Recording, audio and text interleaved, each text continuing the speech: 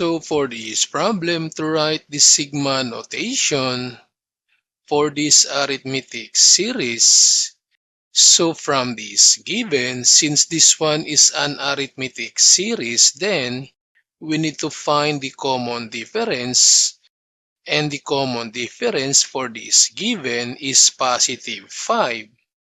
So to write now the sigma notation for this arithmetic series, so from this sigma symbol, then for this lower limit, so always starts your n equals 1.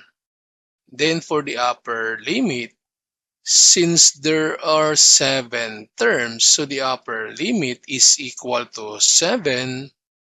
Then for the formulas to display this arithmetic series using the common difference, since the common difference is 5, so we have the first term 5n.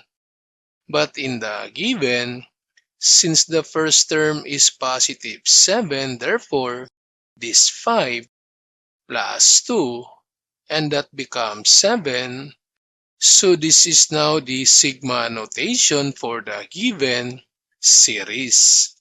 Then for this given, so again from this arithmetic series, we need to find the common difference, and the common difference for this given is positive 8.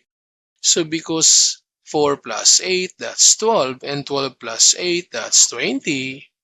So to write now the sigma notation for this arithmetic series, for the lower limit, so n equals 1, and for the upper limit, since there are 6 terms, so the upper limit is 6.